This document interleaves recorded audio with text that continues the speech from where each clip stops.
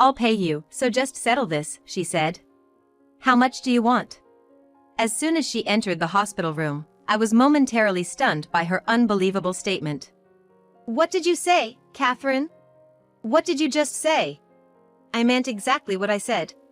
What do you mean? Answer me. One wrong step, and it would have been a big deal, this terrible thing she did to us. After pulling that stunt and then offering us money to settle, how far does she have to go in belittling me, no, us, before she's satisfied? I have no intention of complying with such nonsense. Catherine, you will take full responsibility. What did you say? You're just as cheeky as ever. Don't make us angry. You have no idea what we'll do if you make us angry. I barely held back my unbearable anger and engaged in a verbal battle with these shameless so-called friends, Catherine and her husband. I've heard everything. My husband joined in the fight, cutting in sharply. Both Catherine and her husband were taken aback by my husband's menacing expression, something I had never seen before. Catherine, you really haven't changed at all since high school. You always think everything can be solved with money. What's wrong with that?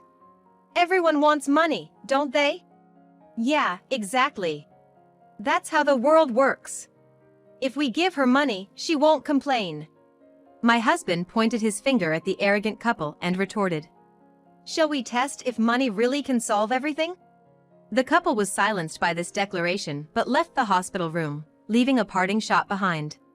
It's true that everyone wants money, as Catherine said. Money is like magic that literally transforms fun and happiness, a unique magic in this world. However, as my husband said, there are things that money can't buy and can't solve. Catherine will be forced to recognize this fact, along with the reality that she tried to take my life and the life within me so casually. My name is Sarah Smith. I'm 32 years old and 9 months pregnant. I have a husband of the same age, Bob, who is also looking forward to the birth of our child. We would like to welcome the birth of our child with peace of mind, but reality won't let us. That's because there's someone who disapproves of our child's birth. It's one of my so-called friends, Catherine, who has been a nuisance since high school. Catherine's family owns a major resort company, and she's quite rich. She's beautiful and excels in both academics and sports, making her a celebrity in high school. However, having been spoiled by her parents since childhood, she grew up to be incredibly selfish and attention-seeking. Because of her personality and upbringing, she became infamous for using money to get whatever she wanted. During this time, Catherine targeted Bob and repeatedly demanded that he become her lover by aggressively confessing and dangling money. Bob was fed up with Catherine and chose me over her because he had always had pure feelings for me. But this made the future more challenging, and I became her enemy. You don't deserve Bob, Sarah. You're just an ordinary person. Give him to me, right now. What? But Catherine! I'm prettier than you, Sarah. And I have money. Catherine, can you please stop this? In this way, my husband and I endured verbal and financial harassment from Catherine throughout high school. We consulted teachers many times, but they were all silenced by Catherine's money. Until Catherine graduated, my husband and I tried not to provoke her and avoided her as much as possible. After she graduated, we didn't know what happened to her, but she stopped bothering us. We thought she had finally given up. But we never dreamed that this past would have a significant impact on the current situation. A few years later, Sarah and I, thinking we'd never meet Catherine again, were surprised when she suddenly appeared before us. Oh, isn't that Sarah and Bob? I haven't seen you in a while. Even though you guys are as poor as church mice, you seem to have made a decent home. Catherine had also gotten married and, like us, had a family with a husband and kids. However, she still seemed to flaunt her wealth, with her husband, Richard, and her son and daughter dressed in flashy, expensive designer clothes and bags. They drove around in posh cars. On top of that, just like in high school, she'd flaunt wads of cash in front of her friends and offer it to them as spending money. While most of these friends refused, some were blinded by the money and accepted it, becoming beholden to Catherine. Catherine used these paid-off friends to annoy Bob and me. Sarah, you always dress so plain. Can't you afford better clothes since back in the day? Don't walk proudly in front of me. Maybe that alley is more suited for your walks. This cafe isn't for poor folks like you and Bob. I'll give you some cash. Why don't you go to a nearby diner for lunch? She always nitpicked our attire and actions, and kept flashing her money just like in high school. You shouldn't engage with folks like her, it only amuses and emboldens them. So, let her rant until she's tired. At first, I was tempted to retort, when will she ever get tired, but I held back. Just as Bob said, you can see that such people will escalate their antics when given attention. So together with Bob, we decided to mostly ignore Catherine's provocations. One day, I became pregnant. When we found out, Bob was genuinely thrilled and said, now I gotta step up and not be an embarrassment as a father. Strengthened by his determination, I also felt the resolve to live a life without regrets as a mother, for our unborn child. We only hoped Catherine would leave us alone, but life wasn't so kind. One day, 9 months into my pregnancy, I ran into Catherine while returning from shopping. Oh, Sarah, you've put on quite some weight. What have you been eating to look like that? It's not weight. I'm pregnant. If you've nothing to say, please leave me alone. But Catherine, irked by the response, confronted me. Not just your belly, even your attitude's gotten big. How dare a plain Jane like you get pregnant? What you think doesn't matter to me.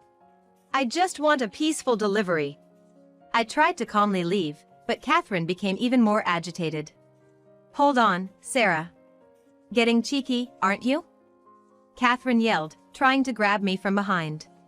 In the struggle, Catherine's arm accidentally struck my belly, causing me to fall hard. In pain, I crumpled to the ground. It hurts! Someone, help! Barely conscious, I managed to call Bob using my cell phone. I informed him that the baby was in danger before passing out. When I woke up, I was in a hospital bed with an 4 in my arm and covered in a warm electric blanket. Mrs. Smith, I'm so glad you woke up, a familiar voice said. When I looked, I saw my close friends, Mary and Jane, by her side. What happened? The baby. Now, Mrs. Smith, you mustn't exert yourself, Mary cautioned. I tried to sit up but was struck by pain in my abdomen. Mary and Jane gently helped me lie down.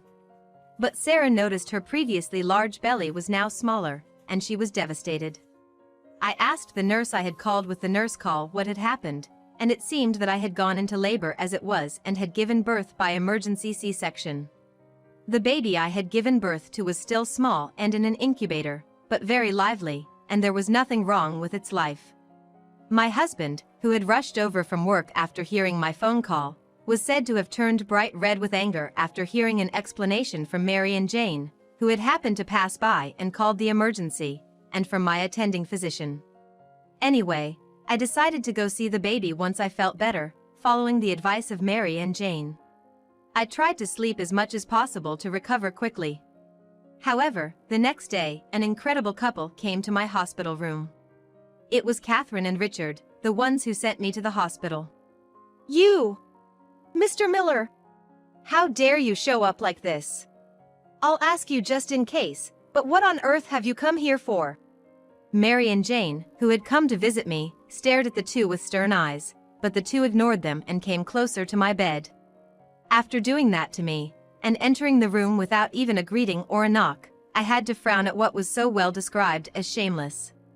And then, that uncivilized couple suddenly threw these unbelievable words at me. I'll get right to the point. How much do you want? What? We'll pay you, so let's settle this. How much do you want? My head went blank and I got the chills.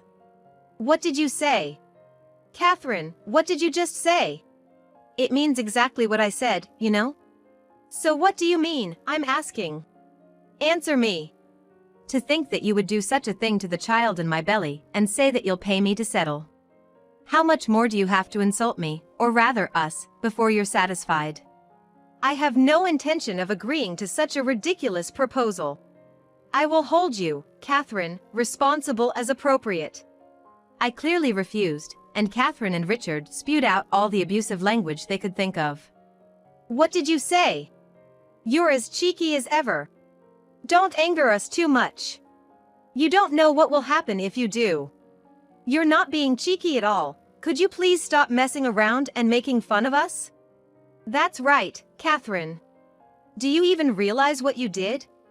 If you had made one wrong step, it could have been serious. She really had a baby in her belly.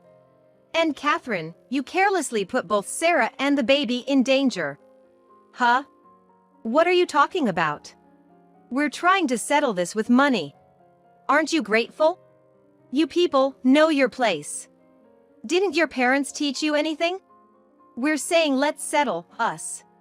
Agree to the settlement before you make a big deal out of it by making us angry. Jane and Mary joined in with my words, and when they spoke out with force, Catherine and Richard raged back at them, not only at me but also at Jane and Mary. As we were arguing loudly, forgetting that we were in a hospital room, the door suddenly opened with a loud noise. I've heard all the talk. Sorry, but I have no intention of settling at all. The one who cut in with a calm but menacing voice was my husband. Mary and Jane looked back at my husband in surprise. Catherine and Richard had not expected my husband to come, and before his first ever truly angry expression, they suddenly became intimidated. Honestly, I too had never seen my husband truly angry, so both Mary and Jane, along with me, were taken aback. My husband walked up to Catherine and Richard and said calmly but vigorously, Catherine, you really haven't changed since high school. You always think you can solve anything with money. What did you say? What's wrong with that? Everyone wants money, don't they? Catherine recoiled at being bluntly told off. Money is indeed something that everyone wants, no matter the era. But there are things that money can't buy, and problems it can't solve. I won't deny that. This was exactly the case now, and no matter how much money they offered, I couldn't forgive them. I was thankful that my daughter, who was in the incubator, was alive and well, but had one step gone wrong, she might not have been in this world. Catherine didn't understand this at all. Richard, who was standing next to her, was probably of the same mind. That made it all the more impossible for me to forgive them, and I didn't want to hear the word settlement so easily. I'm with Bob on this. If it's a problem that can be solved with money, we don't need the police. So I'll say it again. Get out, and take responsibility. What? You're more insolent than ever today. Anyone would be happy if they could get their hands on some money, wouldn't they? Yeah, exactly. That's just how the world works. This woman wouldn't complain either if she got some money. After this, Catherine and Richard became more aggressive, hurling insults. The two of them flaunted their shallow personalities so openly that I no longer had the energy to get angry. Then, at that moment, my husband forcefully pointed at Catherine and Richard and declared, Then, let's really test if money can solve everything. What? At my husband's meaningful retort, Catherine and Richard were taken aback. I was also taken aback, but Catherine glanced back at Bob, her face mocking along with Richard. What do you mean, test it? Are you stupid? What can poor people like you and Sarah possibly do? Catherine spat out those words and left the hospital room with Richard. Bob, what are you planning to do? Sarah, don't worry. Leave everything to me, Bob said, and somehow winked at Mary and Jane. Mary and Jane also nodded and reassured me, saying, It's all right. I didn't understand what was going on, but I had just finished surgery and was not fully recovered, so arguing or talking further would have been too painful. So I decided to trust my husband for now and rest my body. The next evening, Catherine burst into the hospital. Literally, in a frenzy. Come on, you're in there, aren't you? I know it's your doing. Stop lying around and come out, you timid woman. Outside the hospital room, Catherine was arguing with the nurses, yelling incoherently. During this commotion, my husband, who had come to visit after work, saw the ruckus outside the hospital room and calmly said, Hey, what are you doing now? Showing up at the hospital and making a scene like this. Are you okay in the head? Catherine then shifted her anger to my husband and yelled at him. The disturbance at our house yesterday, it was definitely you and Sarah's doing. To bring the police and a lawyer into a mere quarrel between friends, what are you thinking? Mere quarrel? You should save your nonsense for when you're asleep. That's the most fitting and effective way to deal with a crazy woman like you, right? What did you say? Save your excuses for the police station. Any more and you'll be bothering the other patients. While being rebuffed by Bob, Catherine continued to scream and tried to approach my hospital room. However, she was restrained by security guards who seemed to have rushed over, and her voice gradually faded away. Then I heard a siren from outside, followed by more shouting, and realized that Catherine must have been picked up by a patrol car that Bob or the hospital had called. That night, Richard unexpectedly called. I'm divorcing that woman, and I won't get involved with you anymore. So don't drag me into this mess any further. He called out of the blue, saying something incomprehensible. A self-centered talk. If your wife is like that, then you're no better as a husband. I'll hear the details later, but please stop bothering me with your incomprehensible and selfish demands. After that, I think Richard shouted something over the phone, but I hung up without paying attention. Of course, I didn't forget to block his number, and finally surrendered to the quiet rest that had arrived.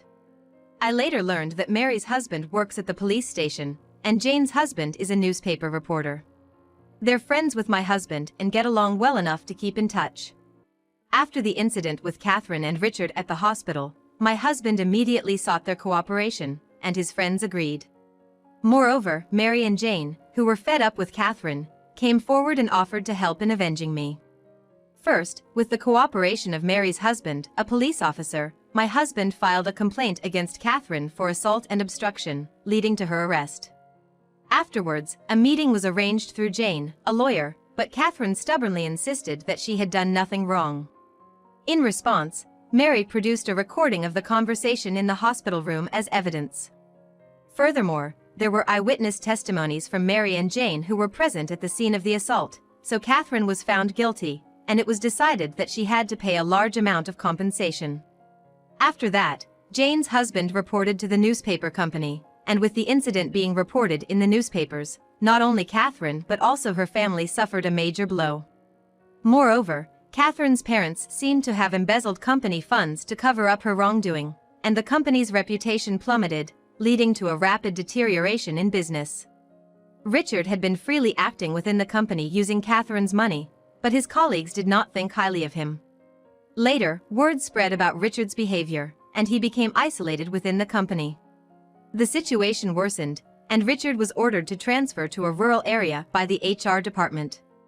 Afterward, Richard resigned from the company and was seen boarding a plane bound for Nebraska, but his whereabouts since then are unknown.